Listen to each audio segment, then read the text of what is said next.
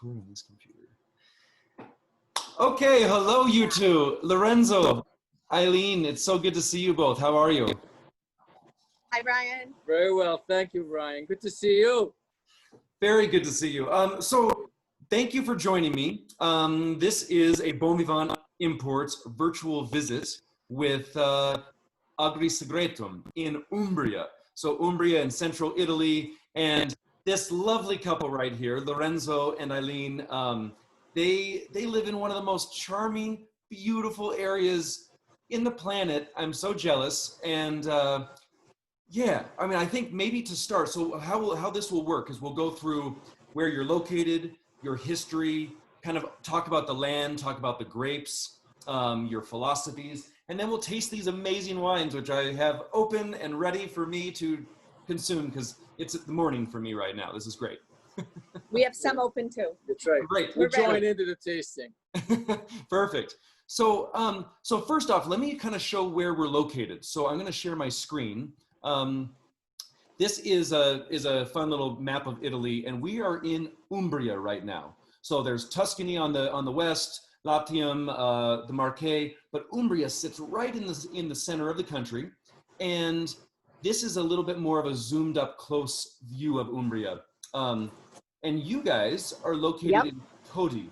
And from earlier, as we were talking, you're actually more up here, correct? Yep. Correct. Yes. Colli-Martani, is that correct? It's a decent area, but we're along that. We're right along the border, Yeah. and where it's Colli-Martani and Todi. Perfect. That yellow. Yep. Cool, cool. And so like when people always think of Umbria and they think of Segretino di Montefalco, that is right up here, just a little north of you, north and east. Correct. Right. Cool, cool. Okay. This is a little topographic map. And this, so you kind of see the big mountains, the Apennines, the kind of structure in the middle, and you guys are right in this zone right here. Cool. Correct. Yeah, it's hilly. It's not mountain exactly. Okay, okay. Yeah, and the hills, actually, this is a little view of Todi. Yep. Which, how far are you from the actual town of Todi? We're about 20 minutes by car. Okay. That's okay. where kids go to school. Right. That is like the town around us. Sweet, It's not super terribly far. charming little hilltop village. And this is kind of a view of the estate. So as they were saying, you know, this is hilly, beautiful. It's the rolling hills of Italy. It's incredible. Yep. Now, actually, before we talk about this, let's talk about the history. Like, you know, how did you two start? Why is your English so good? Like, what is the story behind this? Okay. So, Eileen, she was born in the U.S. in Massachusetts, and I lived for many years. When we first met, we got married in still in Massachusetts. Okay. And we lived and had our 3 kids there. We took on this lifelong love and project in 2009 here in Umbria. So very cool. So you moved back to Italy because you were born in Italy, right? Lorenzo is Italian, Bryan, and he's an Italian citizen. I'm the American. I had lived here for years before, and I studied art history and classics. So I was familiar with Italy. I spoke Italian. Lorenzo came to Boston, and then we turned around and all went back to Italy. Awesome. So what year did you move back to Italy? In 2009. 2009. You started the estate. You started Agri Segretum. That's right. It was in the process. It was in the works. We got into it because this piece of land was owned by the Roman Catholic Church, and they were selling this whole chunk of coast of hill. And we felt like we either do it now or we'll never do something like this. And part of it was getting into planting some grapes and having the olives and having hospitality. This happened in 2002. But when did you plant the first grapes? 2008. In 8, you started the grapes. Yep. Okay. Yep. Okay. And you have, so I teased earlier with this beautiful picture of your agriturismo. Did you start with this agriturismo as well in 08, 09? Bryan, we first rented out the original house on the property, okay. Which I can send you a picture of, which is cool. One of those houses that When we got in, it had no window, no roof, no ceiling, no electric, no water. And we lived on, you know, sleeping bags for years. And then we started by renting that out. And then when we moved here, we started fixing up this other farmhouse that was on the property, which is what you see there. And I've stayed in this place. Yes. It is so charming and remarkable. It's next level. You guys have done such a great job with the agriturismo there. And then, so back here is that little building we were just looking at, and this is the cellar that you're standing by right now too. And it's, you know, this, that cellar is not big. It's a very small little zone or small little house for your cellar. Tiny. So you've got this amazing project. You started in '09. You fell in love with this land. You're in the heart of Umbria. So like, what is the elevation there? What is the soil like? What's so charming about this? Why did you land there? The town is about 450 meters above sea level. Okay. It's roughly like 1,300 feet, 1,400 feet. The hill where we plant the grapes is facing southwest, and it slopes down to about 300 meters above sea level.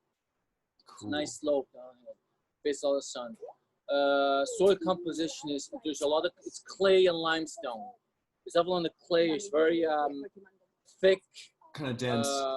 Yeah, very dense, very dense. And it kind of, is, you know, as you observe how nature plays its part in this, you observe how we have, especially when spring and summer come along, very few rain days, and the soil is holding on to that water as if it was real life for it. So basically, it has the ability to hold on to store the water inside the soil and make everything kind of still keep green, even if it doesn't rain for 50 days straight. So. Right. Okay. So you don't need, you don't irrigate, or do you? No, we don't irrigate. No, okay. We don't. Yeah. Cool.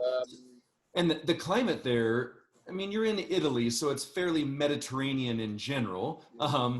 But you know, is it very hot in the summertime? Do the nights cool down? What is it like? Yeah, the climate is, we're slightly more continental, let's say the coastline. Okay. Means that our average highs and average lows are spread out more than even, let's say, Tuscany, which is our neighbor, where they are a little bit more in a slightly, we're talking about 2 or 3 degrees, not like 15, but sure. It's a slightly, so we're slightly more continental in climate. So our lows are a little bit lower and our highs are a little bit higher. But we will get to 100 a few weeks during the summer. You and will. at night it doesn't really cool down. Right. It stays. It really, yeah. And then September and October, like I'm from Berkshires and I'm used to colder. It's still hot right now. It is, right. We're like trying to act like we're cold, but it's hot. It'll be cool in the morning, but it'll be high 70s, 80s again, even when we're doing the harvest.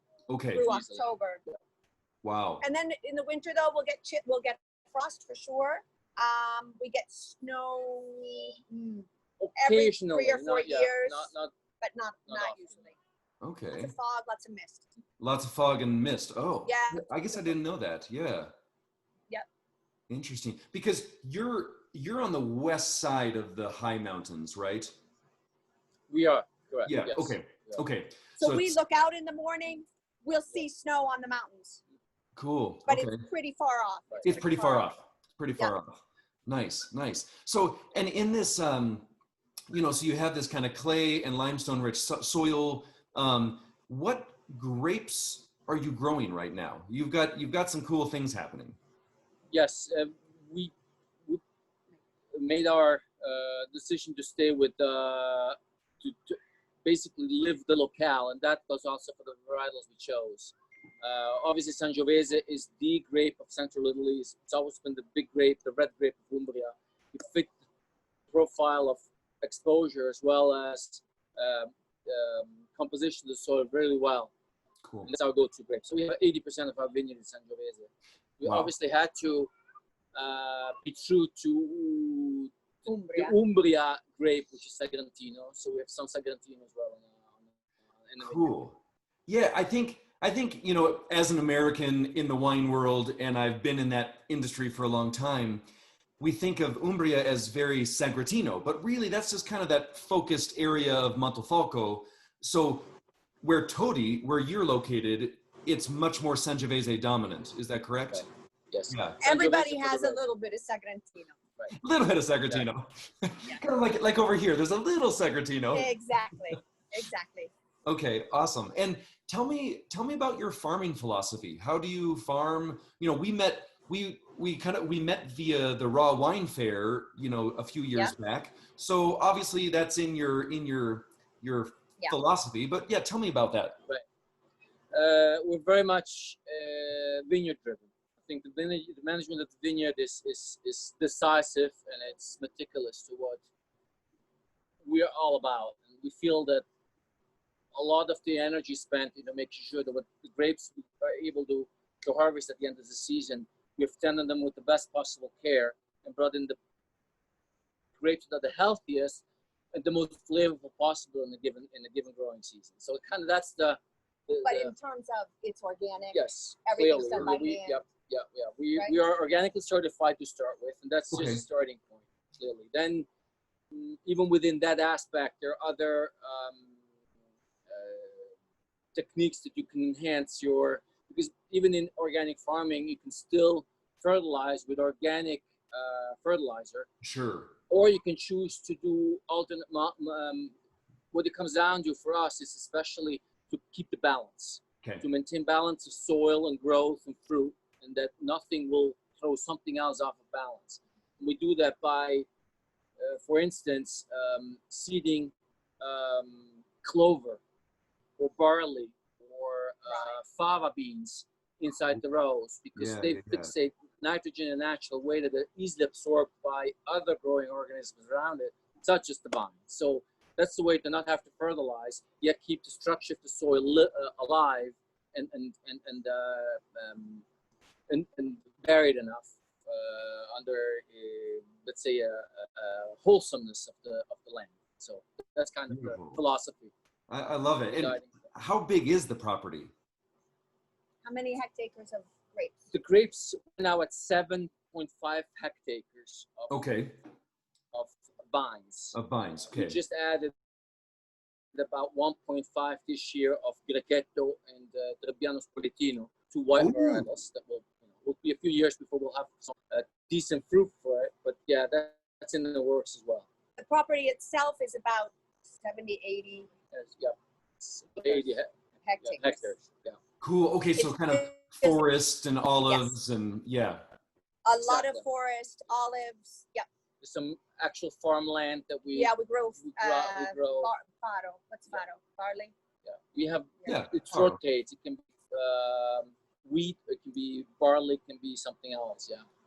So that's on a rotating schedule. And that's always kept under the same organic umbrella. So everything has to be farmed in that way.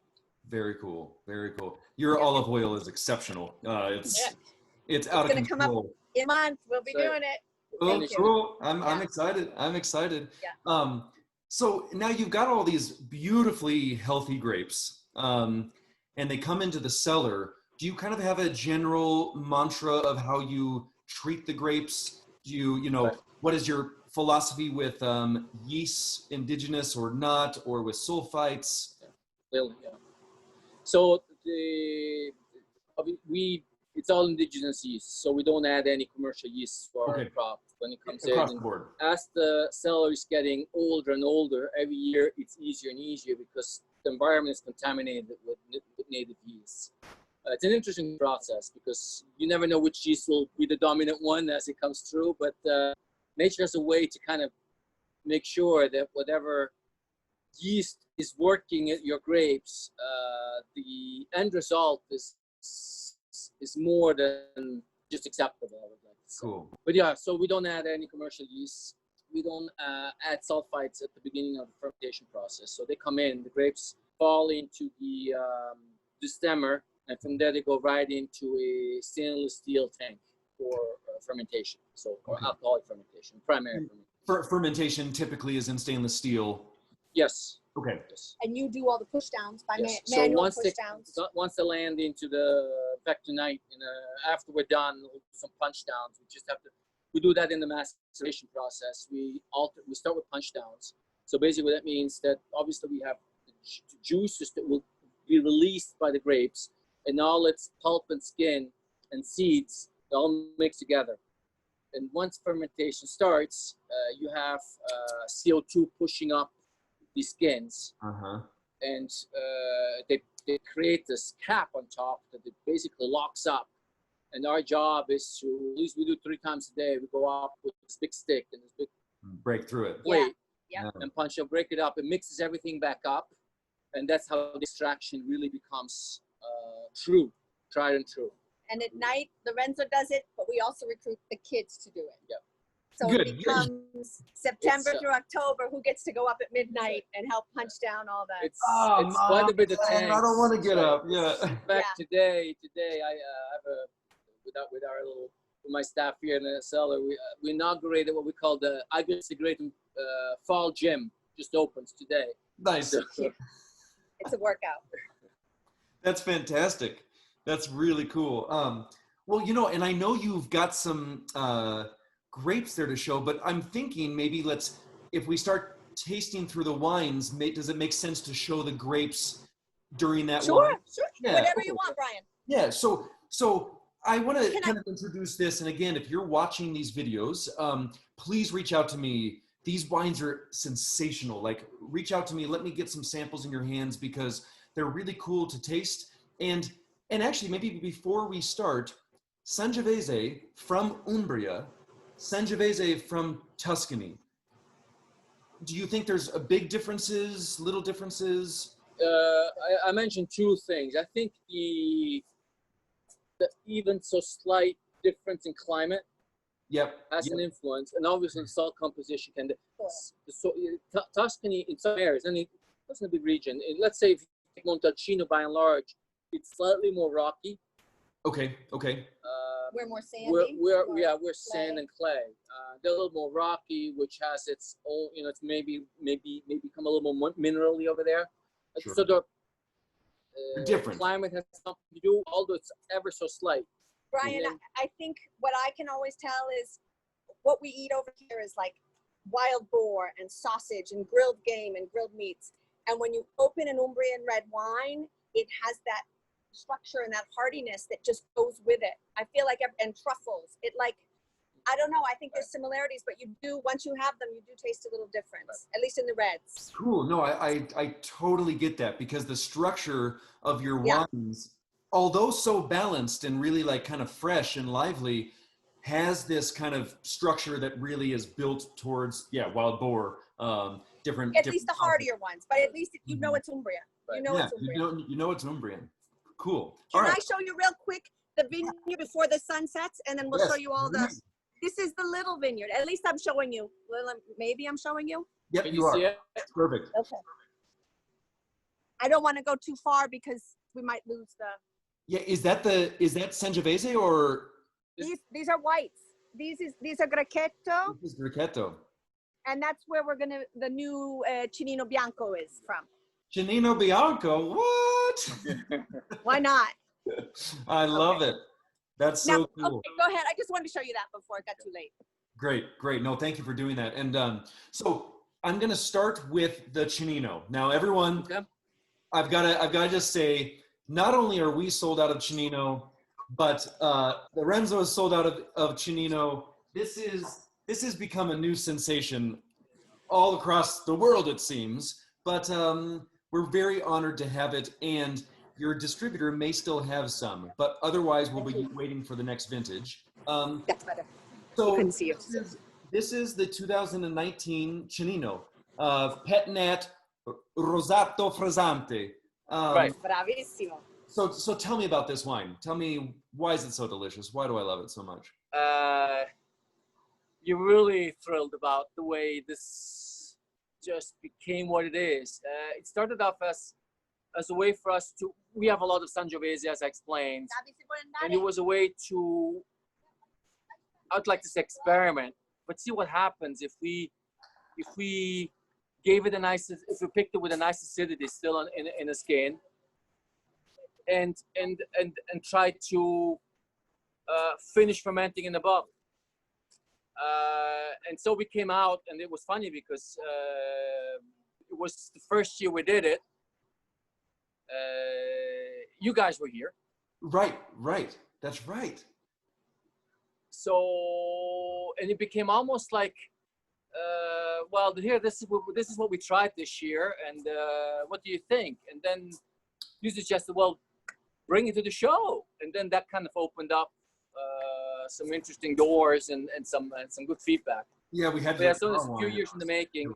The way it works is basically we already picked the Sangiovese, and I'll walk you inside. Cool. It's bubbling right now.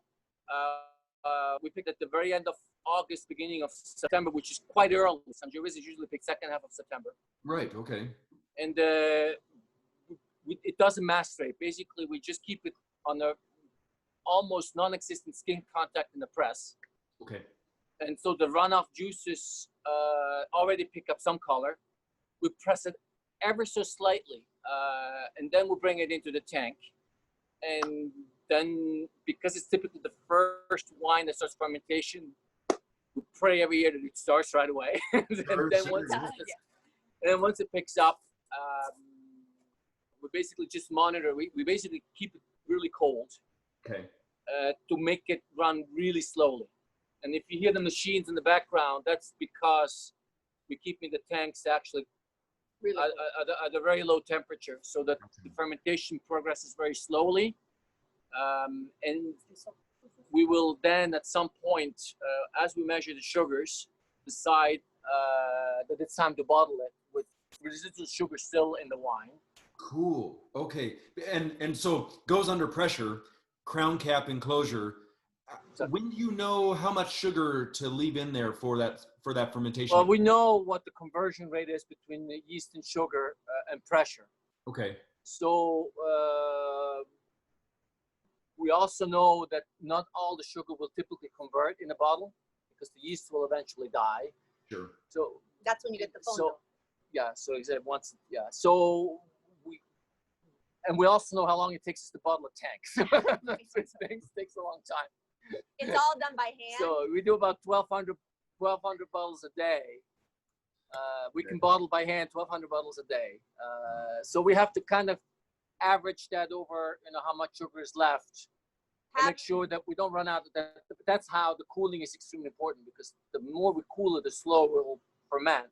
Right. And that opens up our opportunity to bottle this Cinino in a timely fashion. And it was good to have kids at home from school all spring, because they got a lot of.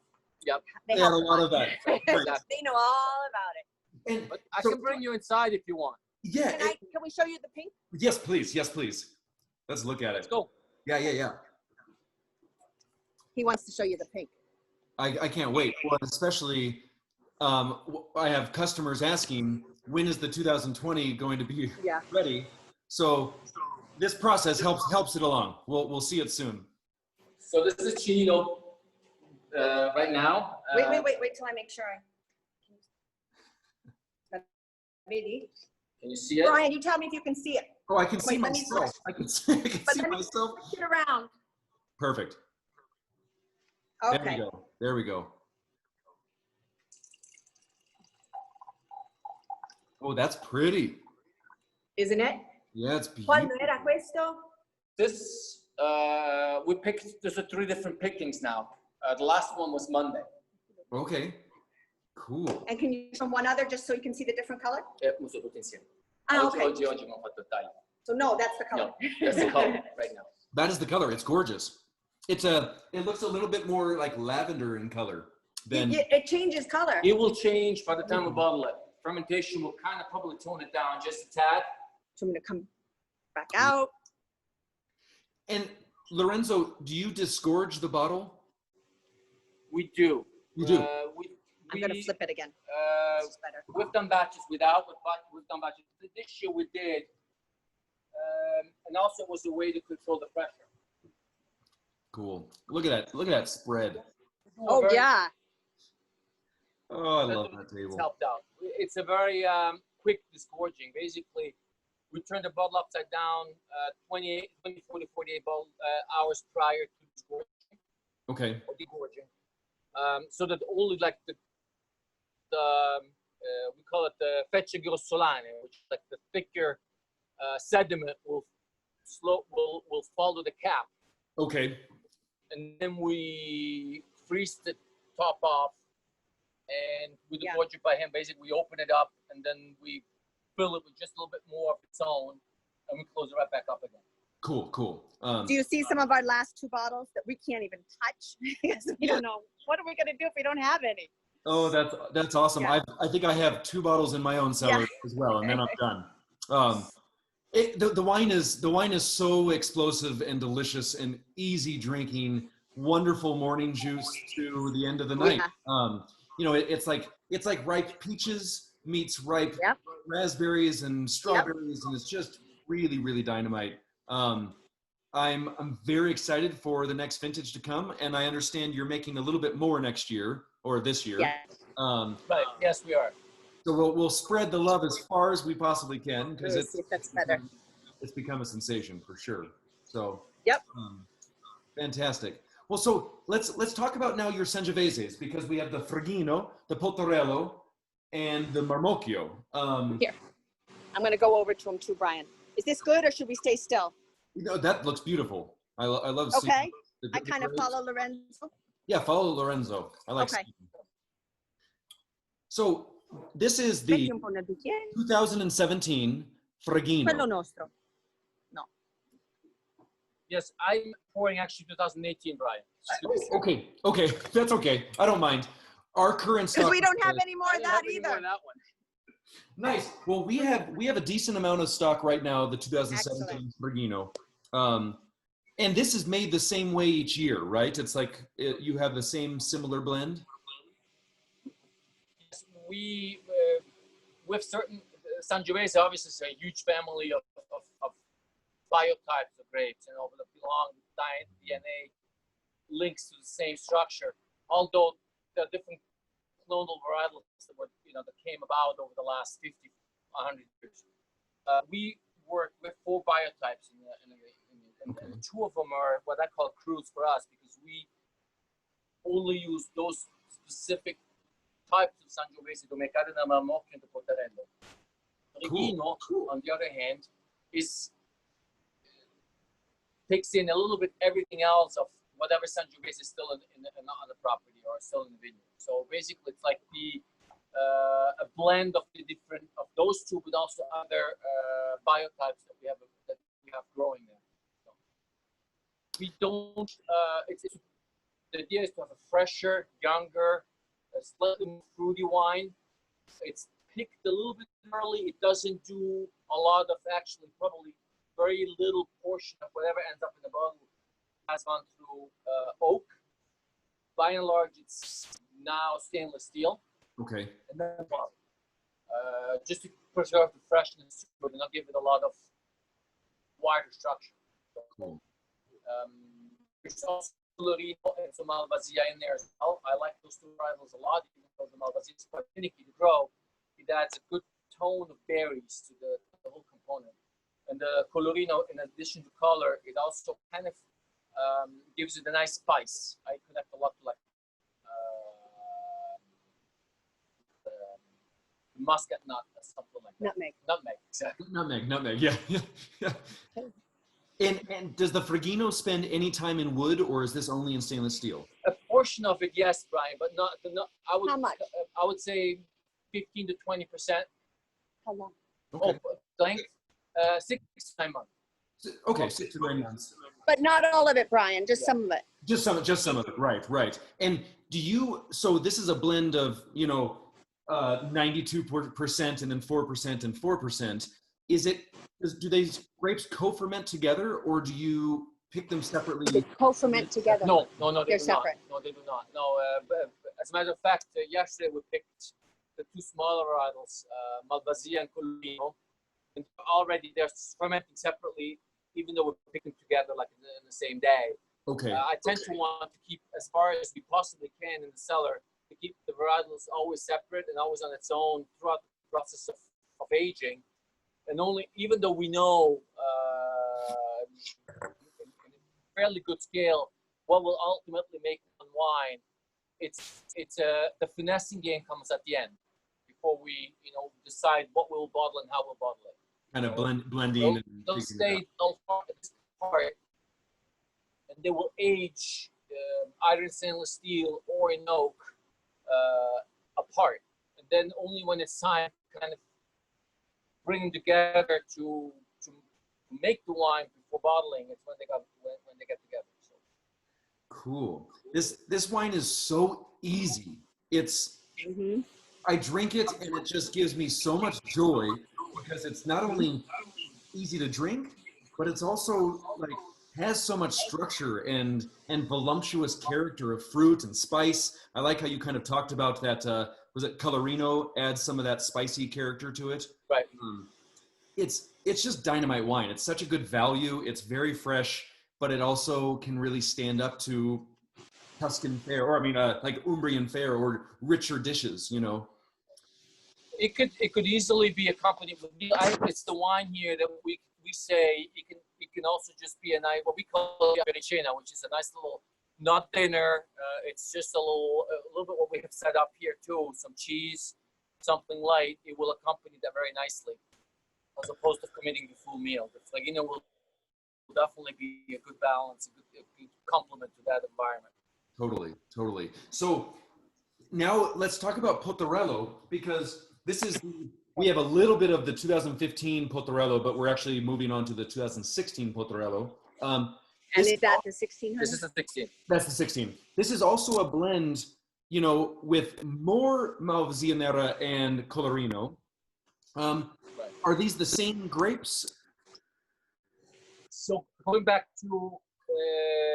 Can you go get that little bowl and show him? Yes. It's down there. So, He's going to show you the difference because I love this part, Brian. Okay, yeah, that sounds great. Bryan, this is Sangiovese. Going back to the biotypes. Yeah.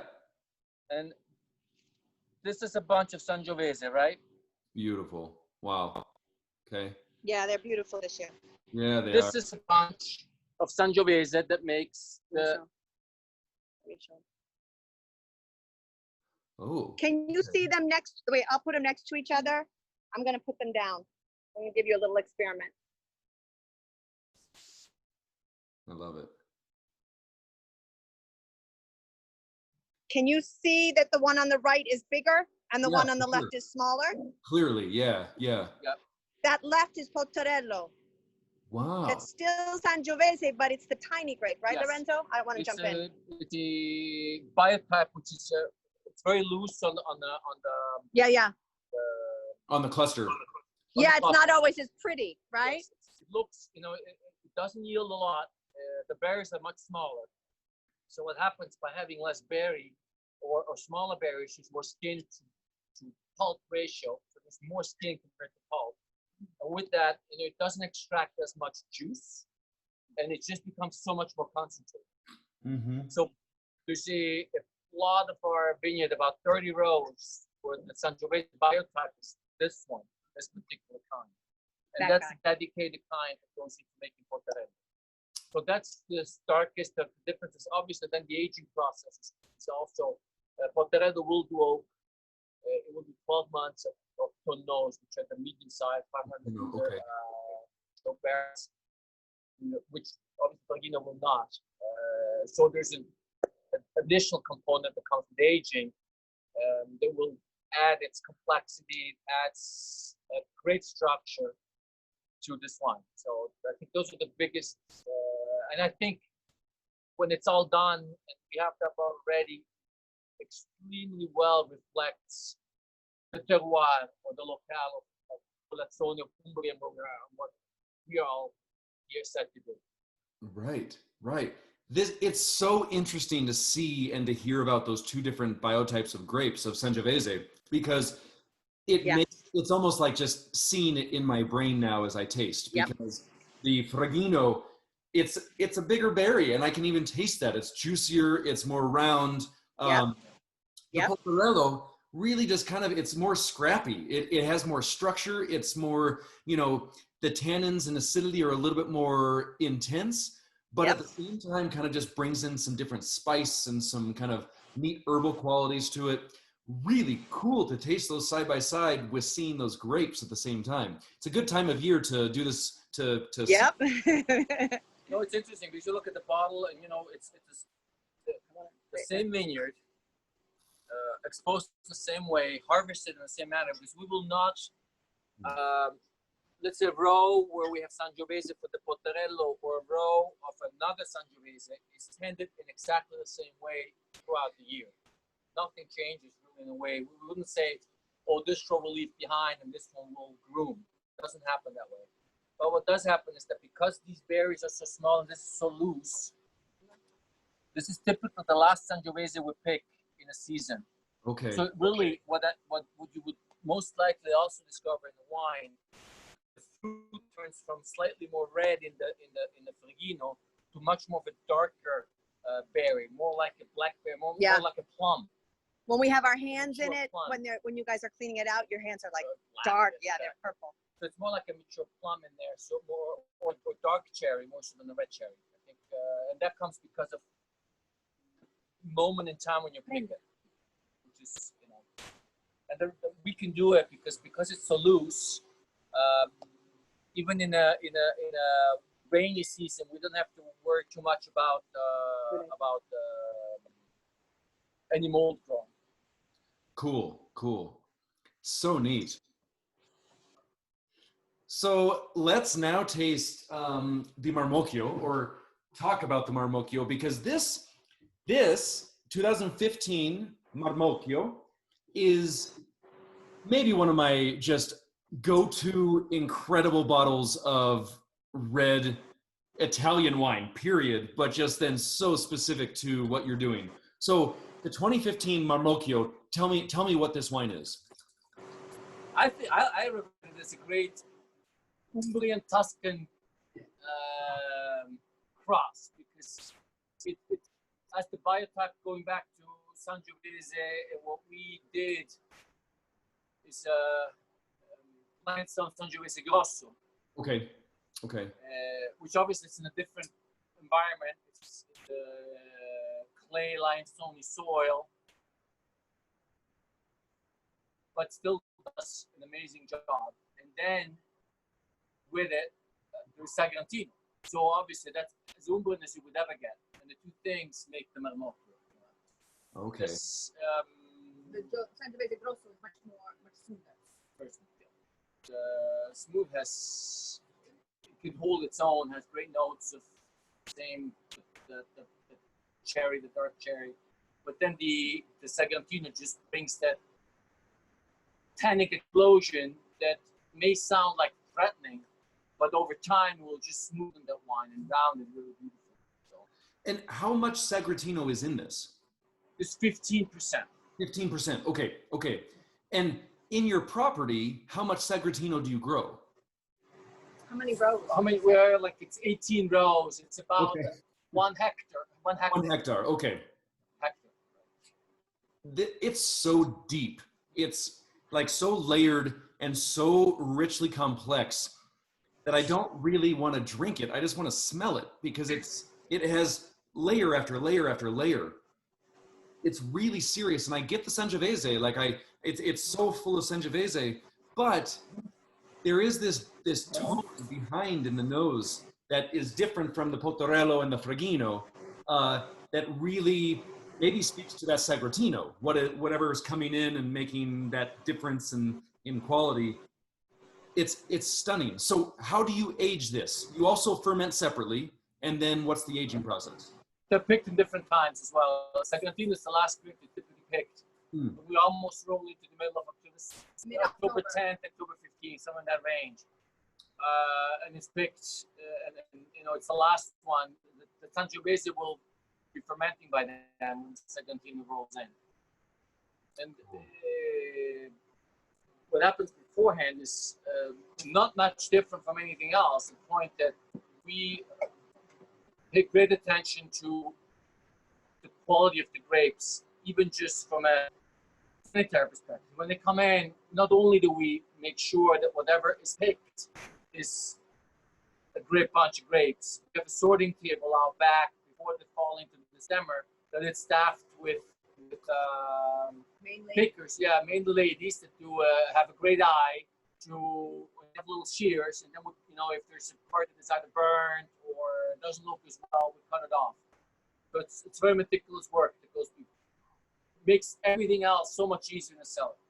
Brian, we've made friends with a lot of we live in the town, and our kids went to school with all the local people. Sure. And it ends up being a lot of the moms that their kids went to school with our kids that are really good at selecting the right grapes and then getting in there and sorting. And if it's wrong, if it's bad, they take it out.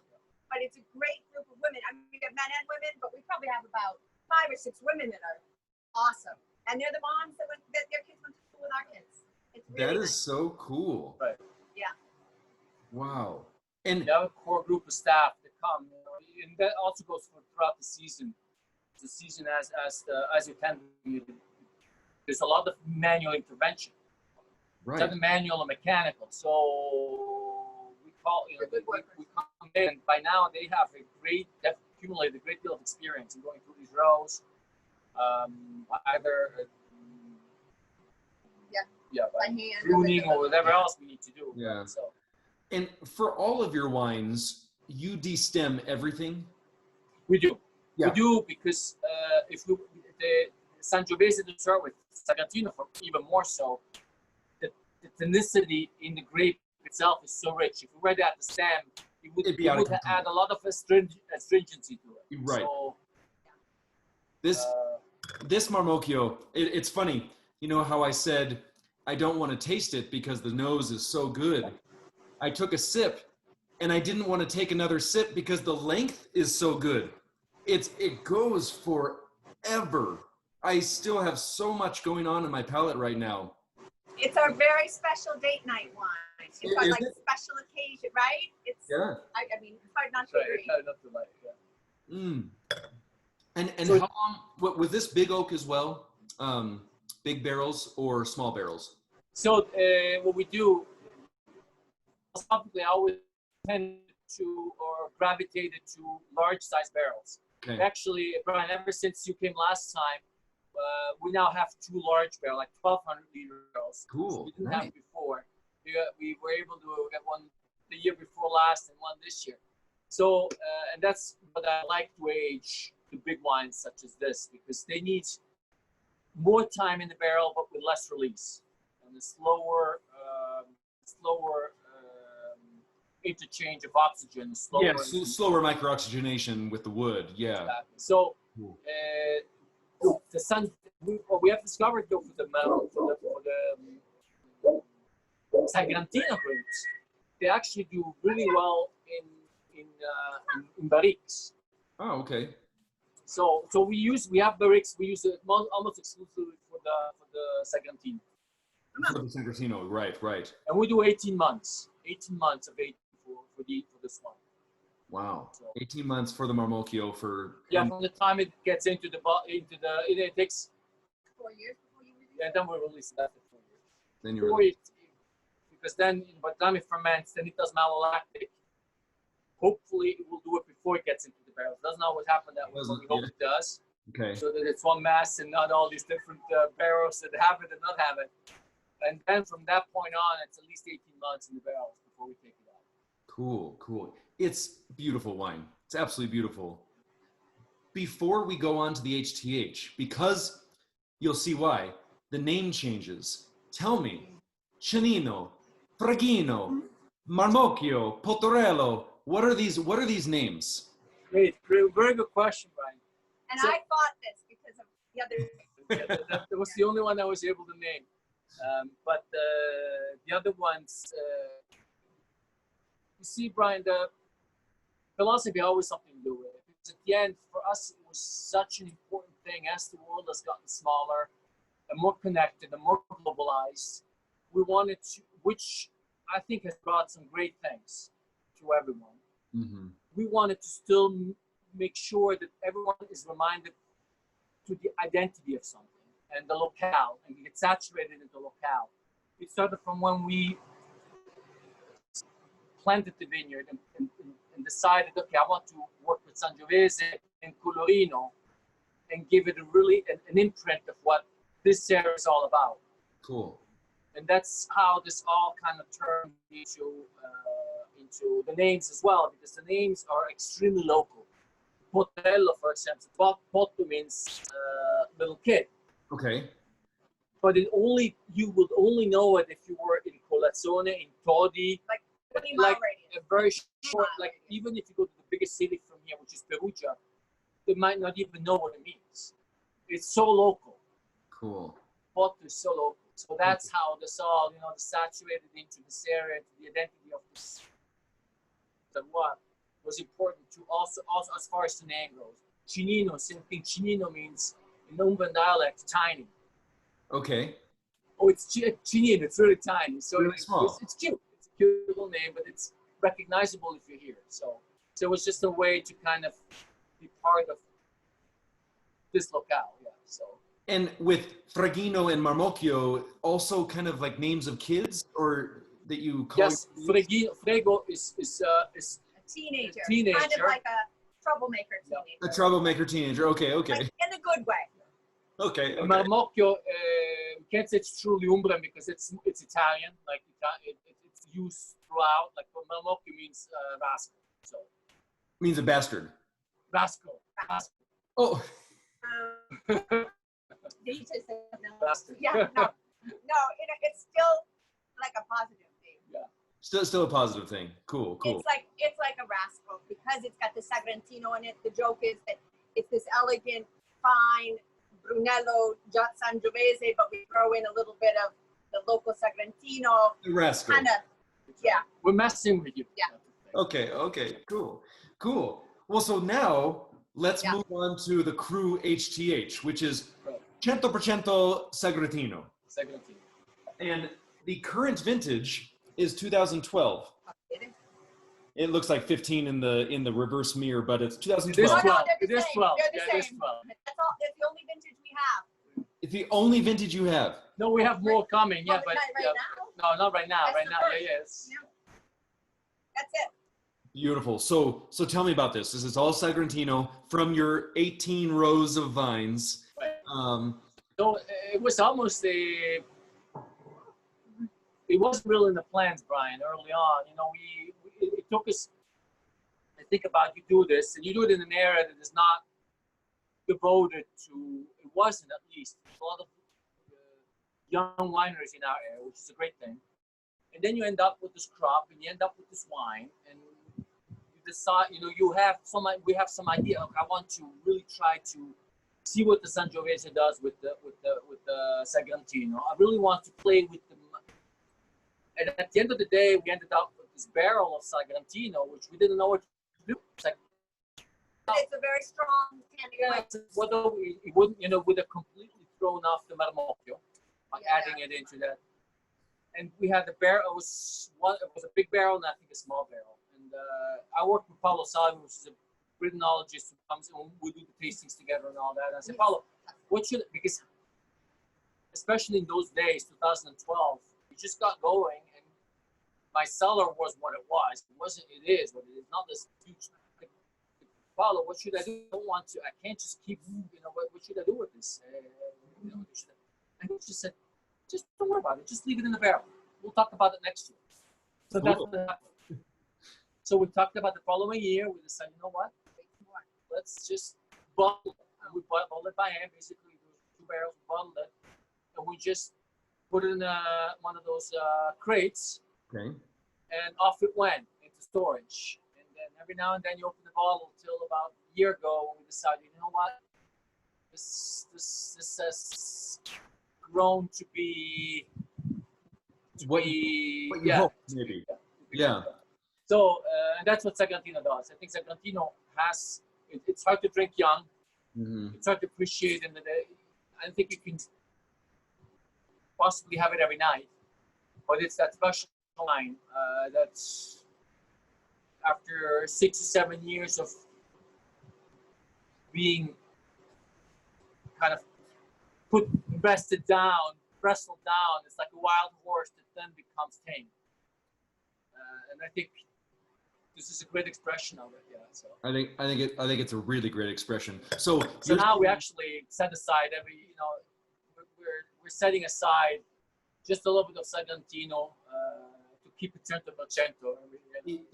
Every viable vintage we try to keep a little bit aside. Cool. And is this so how long did it end up staying in wood? 24 months. 24 months. Okay. And then bottled. And then last year, finally, you said, tasting pretty nice. That was 7 years. Right? That's pretty cool. That's exciting.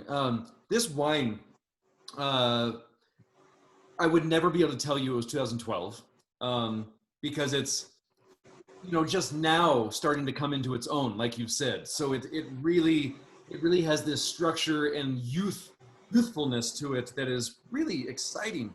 But it's not so aggressive on the palate anymore, and it probably was. But the tannic structure is big. The tannin or the acidity is really balanced with those tannins, and then it's just like spicy, earthy.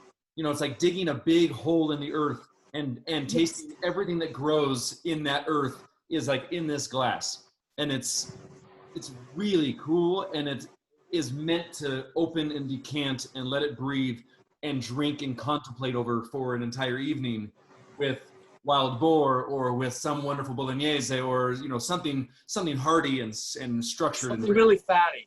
Something fatty, yeah. And if people know Segretino, they know, like we'll have these people that are just looking for Segretino that will hunt that out. So there are people that get it, that flavor, that what you described.